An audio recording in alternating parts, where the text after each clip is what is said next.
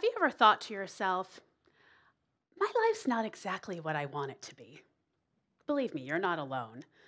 Why is that? Why do so many of us live lives that we're not truly excited about? And how can we shift that? The dictionary defines shift as to put something aside, to transfer from one place, position, or person to another, or to change systematically. Now, I prefer the word shift to change because we've been taught that change is hard, change is scary. Change implies taking one way and cutting off all other options. To shift, on the other hand, is more gentle, more gradual, not so final. It can also shift at different speeds. Some people like the go big or go home strategy where you change a whole bunch of stuff at once, and others prefer smaller steps. Now, I have my own idea about what it means to shift, and I'll share that with you in a little bit. You might be asking yourself, what makes me so qualified to speak about shifting your life? At this point, I'm an expert at it because I've done it so many times and in such dramatic fashion. This is me in 2001 when I graduated from the Northwestern School of Law. I was ready to take on the world. I was about to be engaged to a handsome banker, and we were well on our way to the 2.2 kid, white picket fence suburban lifestyle we had both been raised in. What you don't see is that exactly 1 week after this picture was taken, I flipped my hair out of my face and felt something snap in my neck. Now, that snap led to something that's called fibromyalgia, which for me meant pain all over my body, 24 hours a day, 7 days a week. Doctors had no idea what caused it, and there was no cure. At age 25, I was literally told to accept the fact that I would be in pain for the rest of my life. By age 30, I was on 25 pills a day and was completely miserable. And by age 32, I looked like this. Now, this picture was taken. By this time, I had been fired from my first 2 legal jobs because I was too sick to work. I was working part-time at a legal aid society, and I was on pace to make about $15,000 a year, which is not a lot, especially if you're trying to live in downtown Chicago. And I was in the process of getting divorced from my banker husband because I was too sick to have children. So I was broke, alone, and pretty much staying alive only so I wouldn't orphan my dog. And that's when the first major shift happened. This picture was taken a few months after I started a raw vegan diet. Now, I hated fruits and vegetables. Hated. I can't stress that enough. So the only reason I went on a raw vegan diet is because I had tried everything that the doctors had suggested. None of it worked, and I was desperate to feel better. Just desperate. So I went raw. And within 1 week, I felt better than I had in years. Okay, now this is not a talk about food. For the record, I'm no longer a raw foodist, nor am I a vegan. But going raw helped me enter the land of the living again. Within a week, I felt better, and I actually had a moment where the clouds parted and I heard angels singing, like, ah, and I felt clear for the first time in almost a decade. Within 4 months, I was off all of my meds, and I haven't been back on them since.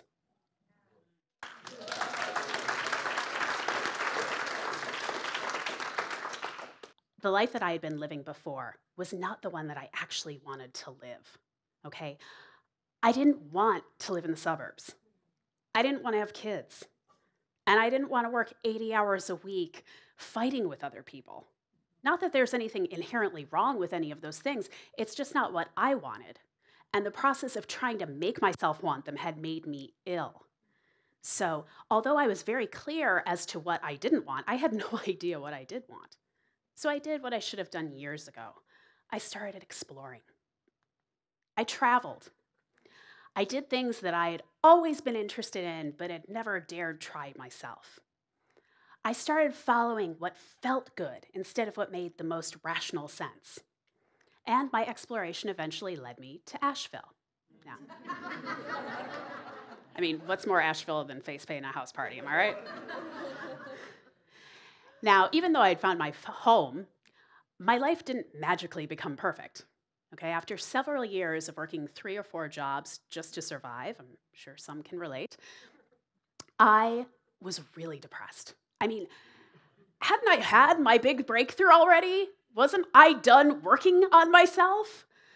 I mean, I knew that I had so much more to offer the world, and I sure as hell knew that I was worth more than the $10 to $15 an hour I was making. So, when I looked in the mirror and realized that I had gained almost 50 pounds, that was my wake-up call. So I took a deep breath, and I asked myself, what will I regret on my deathbed if I don't try? And the answer that came to me was acting.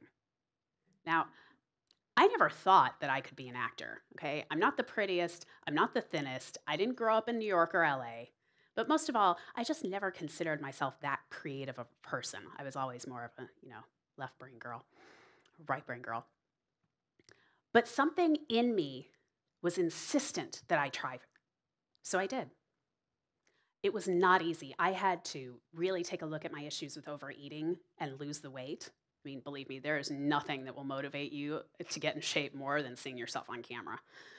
I dove into acting class, and I finally got an agent, and I started booking shows like Nashville and Your Worst Nightmare.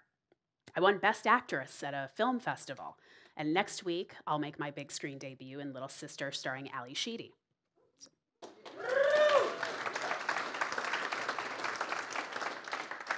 Pretty great ending to the story, right? Yeah, not so much. Because recently, even though my life looked great from the outside, I felt the need to shift yet again. Acting wasn't giving me the joy that it once had, and I was growing more and more excited about this company that I had started.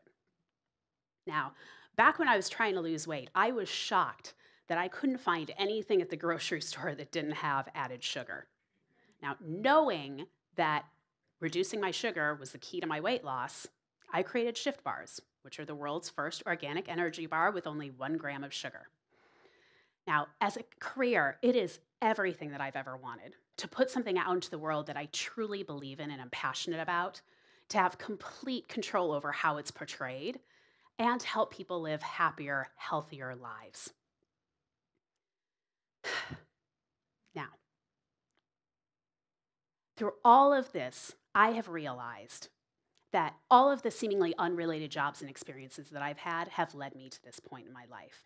I've also noticed a discernible pattern that has gone through every shift. So while someone's transformation might look a little different depending on who they are, what they're going through, I found it follows these 5 steps. The first step is to surrender. Now, by surrender, I don't mean giving up. I mean letting go. Releasing the resistance that comes from the need to micromanage the universe. Ironically, every time that I just let go of needing to control how something looked, that's when the magic happened. I would have never voluntarily overhauled everything that I ate unless I was so sick that I had no other choice. I never would have had the guts to pursue acting unless I had tried a million other jobs and never felt fulfilled. And I sure as hell would not have been insane enough to start an energy bar company unless I was so fed up with not being able to find a snack that wasn't loaded with sugar or chemicals. So, surrender. Let go. You'll be surprised and delighted when you do.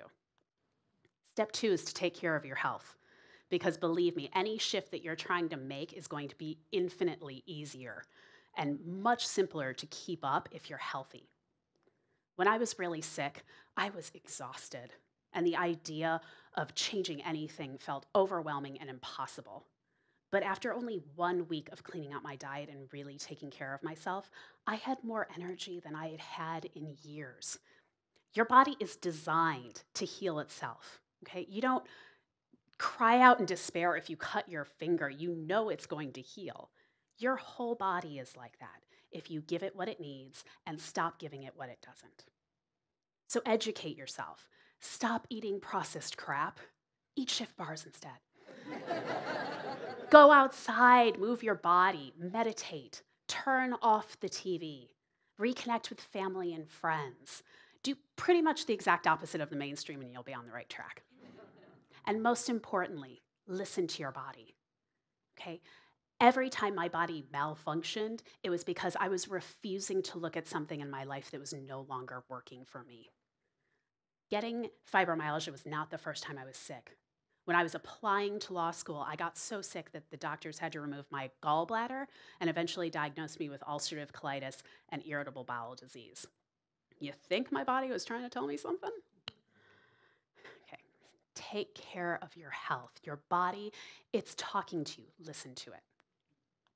Step 3 is follow your intuition. Okay? Now, growing up, we're not taught how to get in touch with our inner guidance.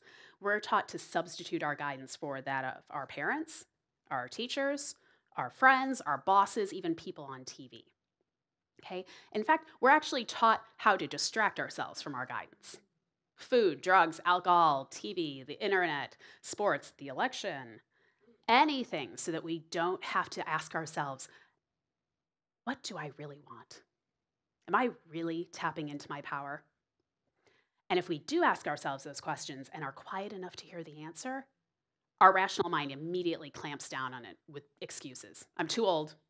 It's too expensive. I don't have enough time.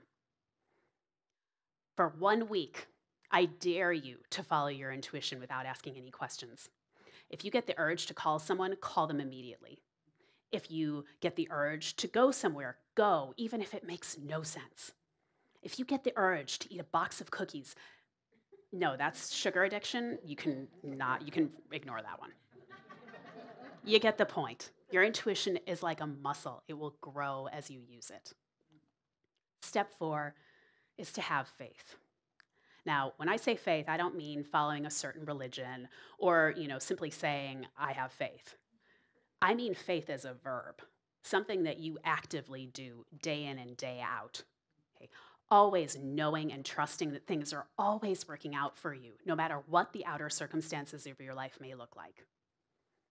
When I had the idea for Shift Bars, I was in between jobs, I had no money, and I had no clue how I was going to start a business. But I had faith this is what I was supposed to do. So I started a crowdfunding campaign, and I asked for $95,000 because that's what I thought it would take to get Shift Bars off the ground. And every day, twice a day, for the 30 days of the campaign, my partner Lucas and I would sit for a minute or two seeing that outcome. Not as something that, was maybe, but as a done deal. We didn't pray for it, we didn't ask for it, we knew it. We felt how it would feel in our bodies to have it, and it felt awesome. Every time we did it, we'd get tingles up and down our arms. And after 3 weeks, we had $1,800. But we did not give up, and we kept the faith that the money would come somehow, even though everyone else thought we were delusional. And about 3 days before the campaign ended, I got an email from a man who I hadn't spoken to in years and had barely known for a few months. All it said was, "Do you want some investment money?" And he gave me $95,000. Great story, right? But I want you to know I am not special. God, the universe, whatever you call it, wants us all to live happy, fulfilled, rich lives. It wants to give you everything that you want. We're usually just too busy complaining to let it in. So tap into your faith and see what magic comes. A little secret about changing your life: your social circle is probably going to change. A lot of the people who are in your life will not understand the changes you're making or might outright disagree with them. They want to keep you in that safe, comfortable box that they've put you in. You have to be willing to let go of those people or to see them a bit less. But don't worry, because the universe hates a vacuum. So it's going to fill that space with people who really support you and who are going after their own dreams. And those people, they're priceless. So get out there, follow your passion, and see what people you meet. So those are my 5 steps to shifting. If there's been something in your life that you've been trying to change and it hasn't been working or not going as quickly as you want it to, remember, shift. I bet you one or more of those could use a little boost. And now, to close, a bonus step for you.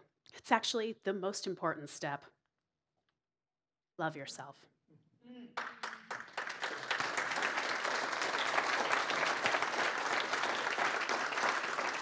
Why? Because if you don't really love yourself, you're not going to feel worthy of the new and improved life that you're shifting into. Okay? Now, just like with faith, when I say love yourself, I don't mean in a vague, woo-woo-y kind of way. I mean loving yourself fiercely, like you do your family. I mean giving yourself the benefit of the doubt, like you do your best friend. I mean cheering yourself on like you would a child learning to walk. Because when you shift some things, stuff's going to come up. Old programming, beliefs, all that stuff. And it's coming up for a reason, so that you can take a look at it and let it go for good. Loving yourself through that process is going to make it go a lot more quickly and easily. If you take nothing away from this talk than that, your life will shift automatically. So, I invite you to love yourself, shift yourself, and let's make some shift happen together. Thank you.